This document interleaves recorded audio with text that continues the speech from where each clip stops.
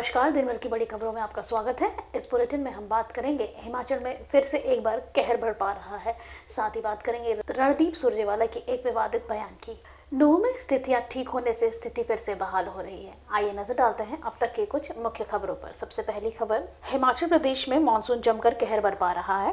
प्रदेश में लगातार हो रही बारिश की वजह से आम जीवन बुरी तरह से अस्त व्यस्त हो गया है। हिमाचल प्रदेश की राजधानी शिमला में सुबह 7:02 पर शर्मेल स्थित शिव मंदिर भूस्खलन की चपेट में आ गया। यहाँ सावन के आखिरी सोमवार के दिन भक्त भगवान शिव की पूजा कर रहे थे, तभी अचानक भूस्खलन हुआ और मंदिर बह गया। जानकारी के मुताबिक इस भूस्खलन की चपेट में 20 से ज्यादा लोग आए हैं। इन्हें रेस्क्यू कर काम जारी हो रहा है। इसके अलावा फागली वार्ड के लाल कोठी में भी भूस्खलन की वजह से 15 कच्चे डारे बह गए। यहाँ भी 30 से ज्यादा लोगों के दबे होने की संभावना जताई जा रही है। मौके पर आईटीबीपी के जवान रेस्क्यू के लिए ऑपरेशन चला रहे हैं। शहर भर में स्थिति बेहद खराब हो गई है। लगातार हो रही बारिश की वजह से सरकार और प्रशासन की परेशानियां बढ़ा रही हैं। हिमाचल प्रदेश की राजधानी शिमला में सड़कें बंद पड़ी हुई हैं। घरों में ना तो बिजली है और ना ही पानी। लगातार हो रही बारिश की वजह से रेस्क्यू ऑपरेशन चलाने में खासी परेशानी का सामना करना पड़ रहा है। जिला प्रशासन ने लोगों को एहतियात बरतने की अपील की है। अगली खबर, कांग्रेस के सांसद और राज्यसभा सांसद रणदीप सुरजेवाला ने हरियाणा के कैथल में कांग्रेस की जन आक्रोश रैली को संबोधित करते हुए भाजपा और उसके समर्थकों के लिए अपमानजनक शब्दों का इस्तेमाल किया है। उन्हें राक्षस कहा है।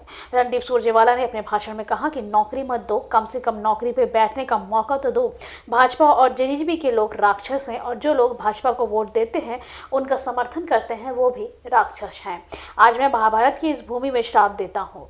कांग्रेस नेता द्वारा इस्तेमाल की गई भाषा पर प्रतिक्रिया व्यक्त करते हुए भारतीय जनता पार्टी के राष्ट्रीय प्रवक्ता संबित पात्रा ने ट्विटर करते हुए कहा, कांग्रेस पार्टी जो बार बार राजकुमार को लॉन्च करने में विफल हो रही है, अब जनता और जनार्दन को गाली देना शुरू कर दे रही है। प्रधानमंत्री मोदी और बीजेपी के विरोध में अंततः का शिकार हो चुके कांग्रेस नेता रणदीप सुरजेवाला को सुनिए, जो कह रहे हैं कि देश की जनता बीजेपी को वोट और सपोर्ट करती है, वो राक्षस है। अगली खबर, हरियाणा के नूंह जिले में 14 व 15 अगस्त को कर्फ्यू के दौरान समय की छूट को लेकर हरियाणा सरकार ने आदेश जारी किया है। जिला मजिस्ट्रेट धीरेन्द्र खड्डर ने जानकारी देते हुए कहा कि नूंह में 14 व 15 अगस्त को सुबह 6 बजे से शाम 8 बजे तक जनता की आवाजाही के लिए कर्फ्यू हटाता है, यानी 14 घंटे के लिए कर्फ्यू को हटाया गया है।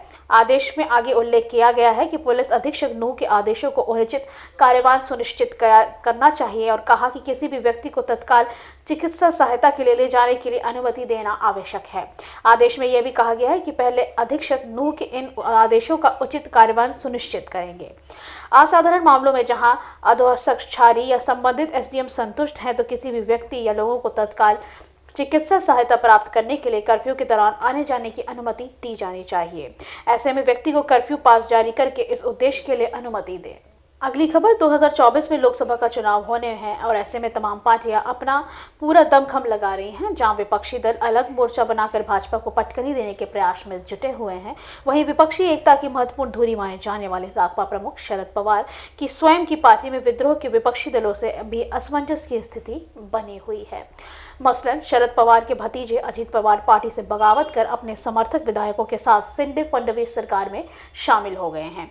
शरद पवार इसे पार्टी के विरुद्ध विद्रोह मान रहे हैं और विपक्षी गठबंधन के साथ राकपा में खड़े होने का दावा भी कर रहे हैं।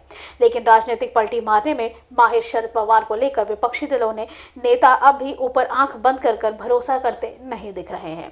इसके पीछे का कारण भी स्पष्ट है। शनिवार को पार्टी से विद्रोह करने वाले भतीजे अजित पवार की उनकी गोपनीय मुलाकात से विपक्षी दलों की आशंका को और बल मिल गया है। अगली खबर, देश भर में मंगलवार को 77वां स्वतंत्रता दिवस मनाया जाएगा। इससे पहले दिल्ली की सुरक्षा में कड़े इंतजाम किए गए हैं। अधिकारियों का कहना है कि दिल्ली सुरक्षित है और लोग बिना किसी असुविधा से आगमन कर सकते हैं, जिसे सुरक्षित करने के लिए 15 अगस्त को स्वतंत्रता दिवस पर शहर भर में 10,000 से ज्यादा पुलिस कर्मियों को तैनात किया गया है।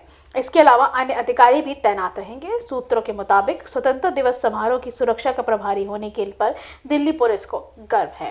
पूरे शहर में सुरक्षा सुनिश्चित करने के लिए पर्याप्त व्यवस्था की गई है। एक वरिष्ठ पुलिस अधिकारी के अनुसार स्वतंत्रता दिवस शहर भर के लिए तैनात किए गए 10,000 अधिकारियों के दिन मुख्य आयोजन स्थल लाल किला और कार्यक्रम के लिए प्रधानमंत्री नरेंद्र मोदी के मार्ग पर ही रहेंगे।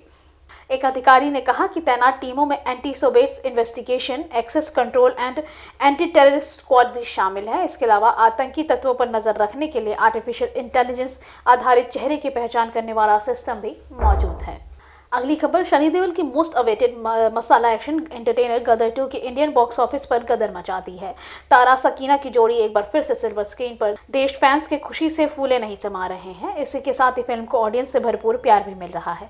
वहीं 40 करोड़ की शानदार कमाई से ओपनिंग करने वाली गदर 2 का ओपनिंग वीकेंड भी जबरदस्त रहा। यहाँ तक कि इसने साल 2023 की मेगा ब्लॉकबस्टर फिल्म पठान और बाहुबली का भी रिकॉर्ड तोड़ दिया है। चलिए जानते हैं कि सनी देओल की हमेशा परेड स्टारर इस फिल्म ने अपनी रिलीज के तीसरे दिन कितनी करोड़ के कलेक्शन किया। साल 2001 में आई गदर एक प्रेम कथा के 22 साल बाद इस सीक्वल गदर 2 शुक्रवार को सिनेमाघरों में रिलीज हुई थी। इस फिल्म को पहले दिन से ही थिएटर में खूब ऑडियंस मिल रही है। इसी के साथ ही फिल्म जमकर नोट भी छाप रही है। फिल्म की कमाई की बात करें तो फिल्म ओपनिंग डे से ही शानदार कलेक्शन कर रही है। हर दिन इसकी कमाई में इजाफा देखा गया। शनिवार को के बाद तीसरे दिन यानी कि रविवार को गदर 2 में के कलेक्शन में 18% का उछाल आया। अगली खबर, आज विभाजन विभीषिका स्मृति दिवस के मौके पर देश के बंटवारे के दौरान जान गंवाने वाले सभी लोगों को भाजपा के नेताओं ने श्रद्धांजलि दी है। इसी बीच केंद्रीय गृह मंत्री अमित शाह ने 1947 में धर्म के आधार पर हुए देश के विभाजन के इतिहास को एक काला अध्याय बताते हुए कहा कि इससे उत्पन्न हुई नफरत ने लाखों लोगों की जान ले ली और करोड़ों लोगों को विस्थापित कर दिया। उन्होंने सोशल नेटवर्किंग साइट एक्स यानी कि ट्विटर पर लिखा कि देश की इसकी भारी कीमत चुकानी पड़ी और कई लोग आज भी इस विभीषिका का दंश झेल रहे हैं। आज विभाजन विभीषिका स्मृति दिवस पर उन सभी लोगों को नमन करता हूं जिन्होंने विभाजन के कारण अपनी और अपने परिजनों की जान गंवाई। भाजपा के राष्ट्रीय अध्यक्ष जेपी नड्डा ने भी कहा कि 1947 का वह काला दिवस जब हमारा राष्ट्र 2 टुकड़ों में बंट गया, लाखों लोग बेघर हुए, हिंसा का तांडव चरम पर था, विस्थापना का दंश झेल रहे देशवासी विवश थे। यह दिवस एक अनकथनीय विभाजक को स्मरण करने का दिवस है। इस क्रूर घटना का जान गंवाने वाले लोगों को मेरा नमन। विभाजन विभीषिका दिवस सदैव देशवासियों को अतीत के काले अध्याय का स्मरण कर शांति एवं सद्भाव की यात्रा के लिए प्रेरित करता रहेगा। आज के लिए बस इतना ही। बाकी खबरें जानने के लिए देखते रहिए द पब्लिक इंडिया। धन्यवाद।